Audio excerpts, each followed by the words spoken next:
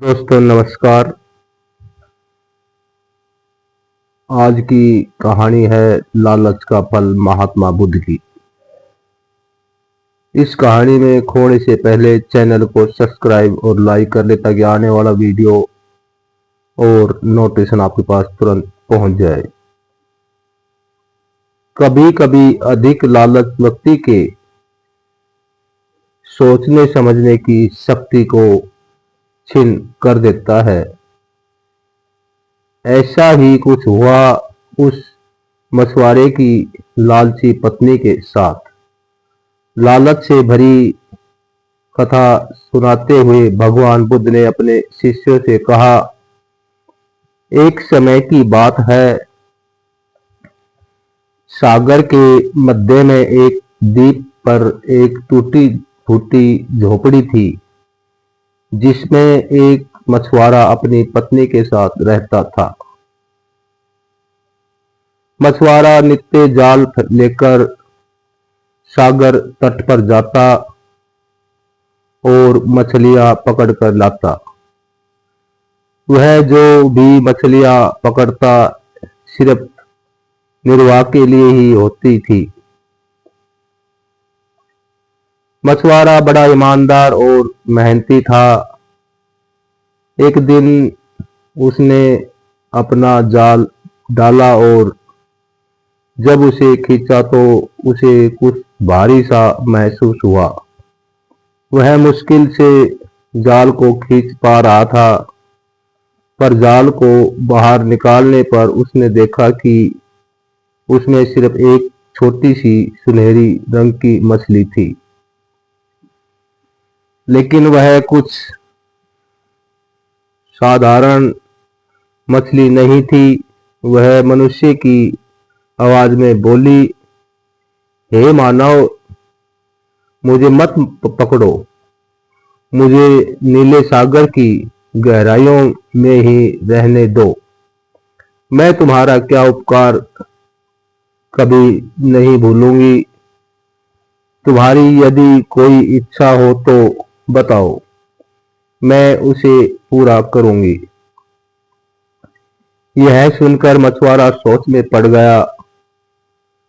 उसने कहा, मुझे तुमसे कुछ नहीं चाहिए, जाओ निर्भय होकर नीले सागर में ही विचरण करो। यह कहकर उसने मछली को वापस सागर के जल में ही छोड़ दिया।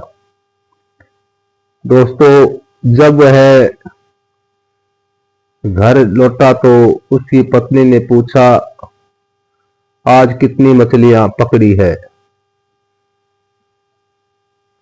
कुछ नहीं, आज तो सिर्फ एक ही छोटी सी सुनहरी मछली जाल में फंसी थी, जिससे मैंने वापस सागर में ही छोड़ दिया। वह मनुष्य की आवाज में बोल रही थी, मुझे छोड़ दो, बदले में कोई इच्छा हो तो बताओ, मैं उसे पूरा करूंगी। मैंने उसे बदले में कुछ भी नहीं मांगा और उसे छोड़ दिया। मछुआरे ने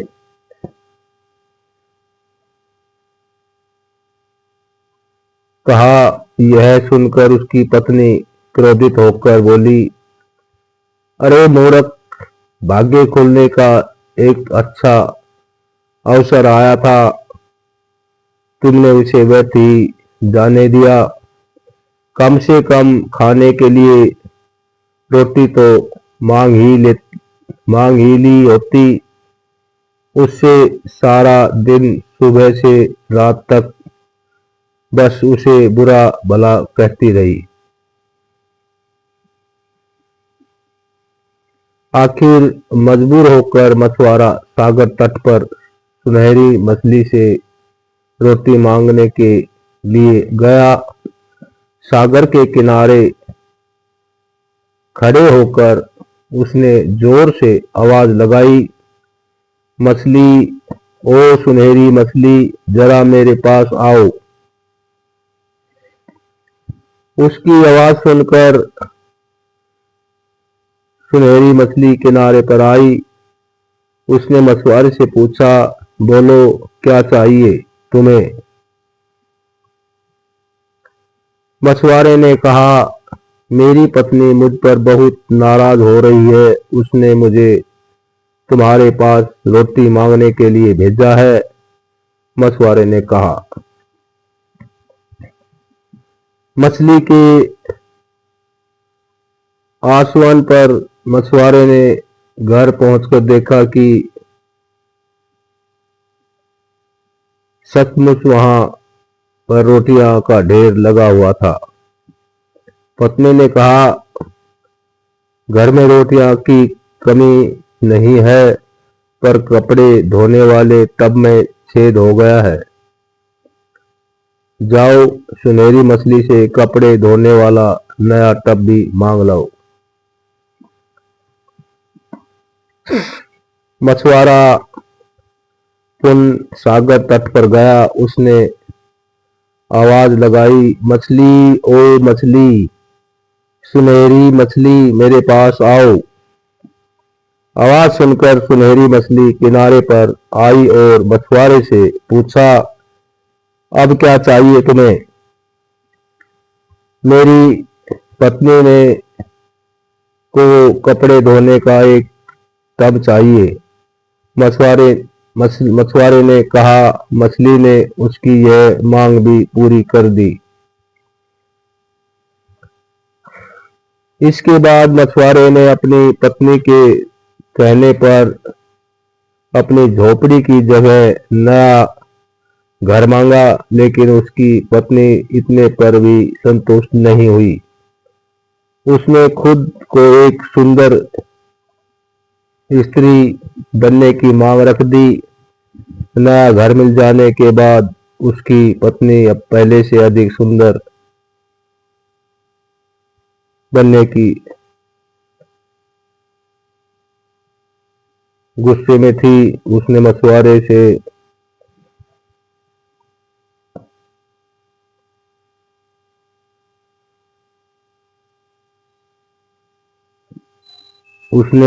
से कहा, अरे मूर्ख, तुम्हें कोई भी अच्छी बात क्यों नहीं सूझती? तुमने नया घर मांग कर सोचा लिया कि बस इतना ही काफी है। तुम उस सुनहरी मछली के पास जाओ और उसे कहो, मैं एक सुंदर स्त्री बनाना चाहता हूँ। मछुआरा अपनी पत्नी के कोप से डरता था, इसलिए वह फिर से समुद्र के किनारे पहुंचा और मछली को बुलाकर अपनी मांग बताई। सुनहरी मछुआरे को मछली ने कहा, जाओ दुखी मत हो, जैसी तुम्हारी पत्नी की इच्छा है वैसा ही होगा।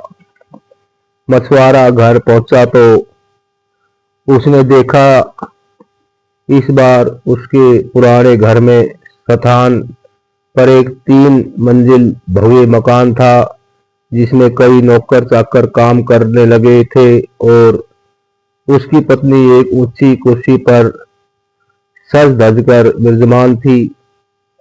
उसने अपनी पत्नी से कहा, कैसी हो मेरी सुंदर पत्नी?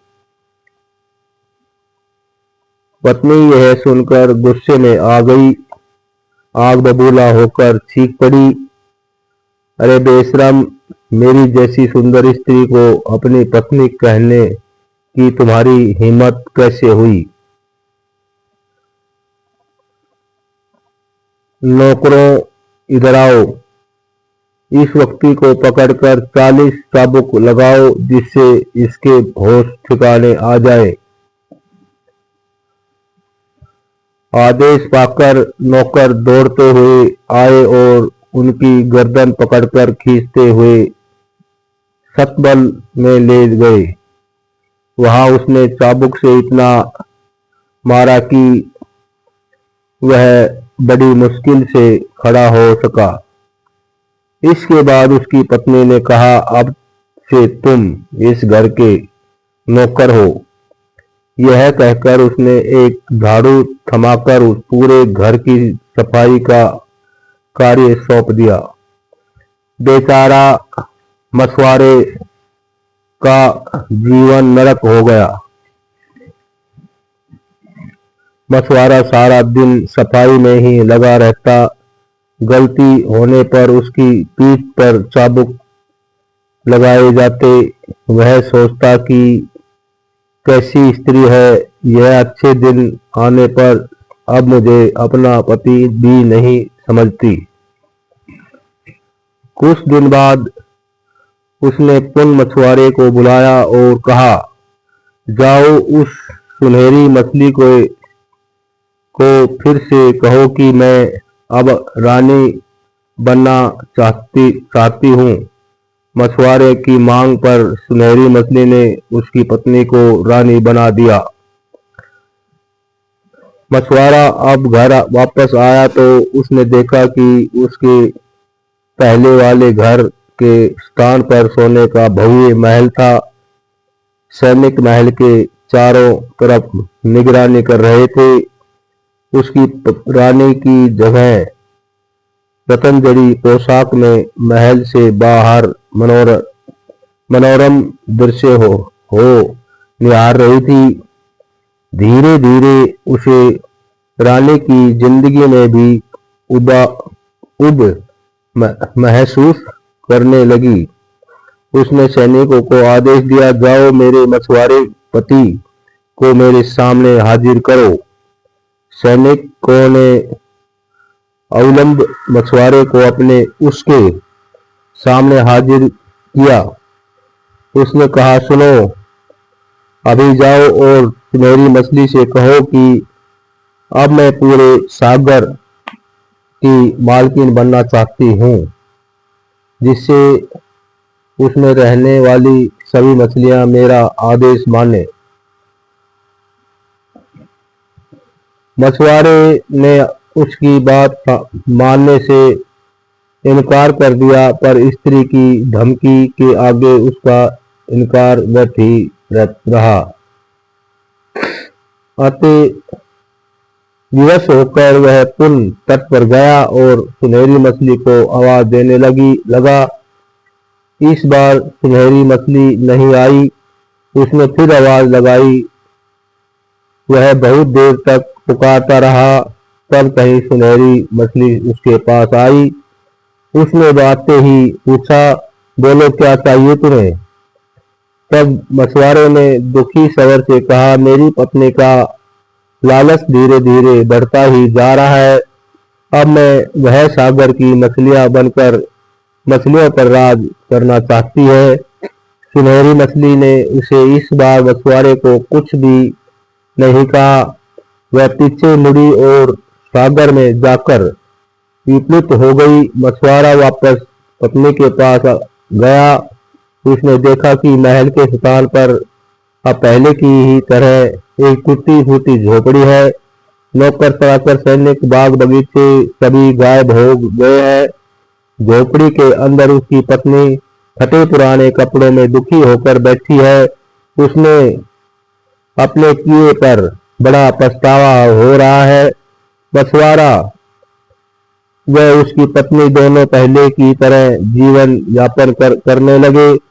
मछुआरा रोज जाल लेकर सागर तट पर मछलियां पकड़ने जाता, पर उसके जाल में सुनहरी मछली फिर कभी नहीं फंसी। ओम नमो बुद्धाय नमो।